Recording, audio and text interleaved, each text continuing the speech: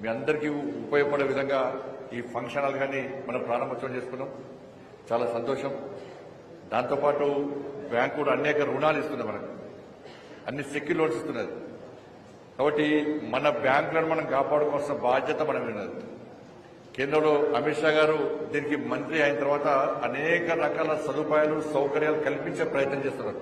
అనేక స్కీమ్స్ ఉన్నాయి. వాళ్ళు కేంద్ర ప్రభుత్వం కూడా రాష్ట్ర ప్రభుత్వంతో కలిసి కొన్ని స్కీములు, స్వయంగా కొన్ని స్కీములు కూడా కేంద్ర ప్రభుత్వం ఇలా మనకి ఇస్తా ఉన్నది.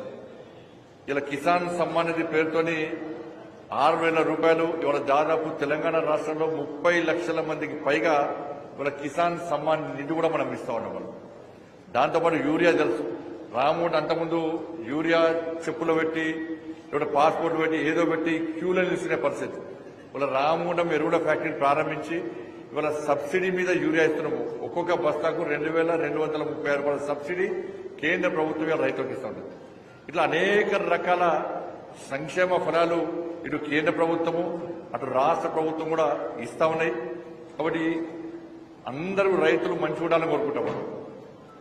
ఎందుకంటే ఇవాళ అనేక నిధులు కేంద్ర మిత్రులు నాబార్డు నిధులతో పాటు ఇలా గ్రామ పంచాయతీలకు కూడా కేంద్ర ప్రభుత్వం అనేక నిధులు ఇస్తా ఉన్నది.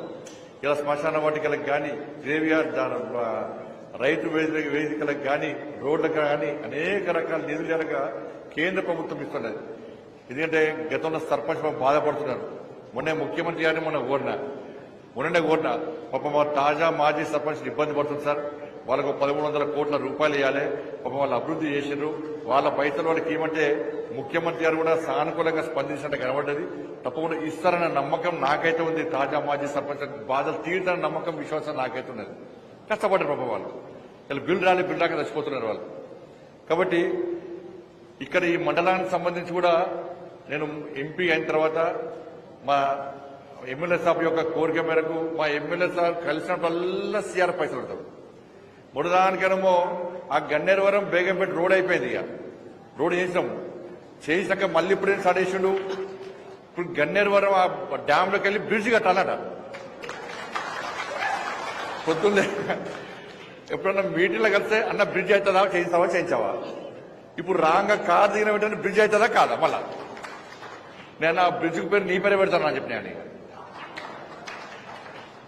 కాబట్టి తప్పకుండా అందరం ఇక వేదిక భాను ప్రసాదరావు గారు కానీ వారు కూడా చాలా సబ్జెక్టు, చాలా అవగాహన వ్యక్తి, సమస్యల మీద అవగాహన వ్యక్తి, అనేక విషయాల్లో ఎప్పటికప్పుడు స్పందించేటువంటి భాను ప్రసాదరావు గారు. శ్రీకాంత్ రెడ్డి గారు ఫస్ట్ నుంచి ఒక ఫైటర్. తెలుగు గతంలో టీడీపీలో ఉన్నప్పుడు కూడా, టీఆర్ఎస్లో ఉన్నప్పుడు కూడా అనేక సమస్యలతో ఫైట్ చేసిన వ్యక్తి. తెలంగాణ ఉద్యమంలో కూడా చురుకైన పాత్ర పోషించిన వ్యక్తి. ఏమో శరత్ రావు గారు ఫస్ట్ మావోడే. ఇప్పుడు దానిలో వేనా కూడా ఎప్పుడు మాత్రం ఉంటుండే. అప్పుడు చెప్పొద్దు కాదు, అప్పుడు చెప్తే పాత ఎమ్మెల్యే లొల్లు పెడతాడు. అప్పుడు బీఆర్ఎస్ పార్టీలో ఉన్న కూడా మా వాళ్ళకి కొంచెం సాయం చేస్తుండే పాపం అప్పుడప్పుడు. అప్పుడు చేస్తే పాలకెళ్ళి పక్క పెడతాడు. అందుకే అప్పుడు ఇప్పుడు చెప్తాడు నేను. కాబట్టి ఎవరేమైనా అన్న మీరు అనుకోకుండా మేము కొట్లాడుకోము, అట్లా మీ ముందు నడుచుకుంటారు అంతే, ఏం కొట్లాడుకోరు. మీరు అనుకుంటారు రాసుకుంటే ఏముండదన్న అన్న. ఎక్కువ కొట్లాడు, ఎక్కువ కల్మషము, స్వార్థం ఉంటే ఆరోగ్యం ఖరాబ్ అవుతుంది. అనారోగ్యానికి గురవుతాం మనం. పొలైట్గా ఎన్నికలప్పుడు మాత్రమే విమర్శలు చేసుకోవాలి, తిట్టుకోవద్దు, విమర్శలు చేసుకోవాలి. ఎన్నికల తర్వాత నాకు మీరే ఓట్లేస్తారు, బీజేపీ నాకు ఓట్లేసారు, మోడీ గారు ఓటేశారు. సత్యనకు మీరే ఓట్లేస్తారు, శరత్ రావుకు మీరే ఓట్లేస్తారు, మీరే ఓటేస్తారు. మీ ఓట్లతో మేము గెలుస్తాం. మాకు పాకిస్తాన్ బంగ్లాదేశ్ ఓట్లు వేయలే, నాకు వాళ్ళు కూడా వేరే వాళ్ళు మీరు ఓట్లేస్తాం, గెలుస్తాం. కానీ ఒక మంచి ఆలోచనతో ప్రజలు మమ్మల్ని గెలిపించారు కాబట్టి అదే ఆలోచనతో మీకు సేవ చేసే అదృష్ట అవకాశం మాకు వచ్చింది కాబట్టి అదే దృక్పథంతో మేము పనిచేస్తూ ఉంటాం. ఈ కరీంనగర్ జిల్లాలో అన్ని పార్టీల నాయకులు కలిసే ఉంటున్నాం. ఎక్కడ ఎలాంటి భేషజాలు లేకుండా, ఎలాంటి విమర్శలు ప్రతివిమర్శలు తావు లేకుండా ఇప్పటి వరకు ఉన్నాము. నెక్స్ట్ కూడా ఉంటాం. ఏమైనా విమర్శ ఉంటే బయట చూసుకుంటాం. ఇక ఇవాళ తెలంగాణ రాష్ట్రంలో ఎక్కడ మీటింగ్లు పెట్టుకున్నా కొట్టుకునే పరిస్థితి వచ్చింది. సమావేశాలు, సర్వసభ సమావేశాలు వస్తే కొట్టుకునే పరిస్థితి వచ్చింది. కానీ కరీంనగర్ జిల్లాలో మాత్రం అన్ని రాజకీయ పార్టీ నాయకులు కలిసి ఉండి ప్రజా సమస్యల పట్ల, ప్రజా సమస్యల పరిష్కారం పట్ల ఒక మంచి విశాల హృదయంతో, ఒక మంచి దృక్పథంతో, ఇవాళ సేవా దృక్పథంతో అందరం నాయకులం కలిసి ఉంటున్నాం. కాబట్టి ఇవాళ కరీంనగర్ జిల్లా ప్రజలు ప్రశాంతంగా ఉన్నారు. అభివృద్ధి కూడా ఆ స్థాయిలో జరుగుతున్నది. ఎందుకంటే అందరూ కలిసి ఉన్నాం కాబట్టి రాబోయే రోజుల్లో కూడా అందరూ కలిసి ఉంటాం. ఇటు కేంద్ర ప్రభుత్వ నిధులు కానీ, ఇటు రాష్ట్ర ప్రభుత్వ నిధులు కానీ, అన్ని రకాల నిధులు తీసుకొచ్చి అందరూ కూడా కలిసి మీ సమస్యలను గుర్తించడం, మీ సమస్యలను ప్రభుత్వం దృష్టి తీసుకురావడం, ఆ సమస్యల పరిష్కారం కోసం అందరం కలిసికట్టుగా కృషి చేస్తామని చెప్పి అందరికీ విజ్ఞప్తి చేస్తూ, తప్పకుండా మీ అందరూ లోన్లు తీసుకోండి. దయచేసి లోన్లు తీసుకున్న వాళ్ళు వెంటనే కట్టే ప్రయత్నం చేస్తే ఇంకొకరికి లోన్లు ఇస్తారు. ఇద్దరు గోల్డ్ లోన్ ఇస్తారు. ఇలా ల్యాండ్ సంబంధించి అగ్రికల్చర్ ల్యాండ్ సంబంధించి ఎకరానికి 2 లక్షల రూపాయలు ఇస్తున్నారు. ఇది మంచి సదుపాయం. మనం వేరే నేషనల్ బ్యాంకు పోతే చాలా కష్టం, అనేక రూల్స్ రెగ్యులేషన్స్ చూడడం చాలా కష్టం.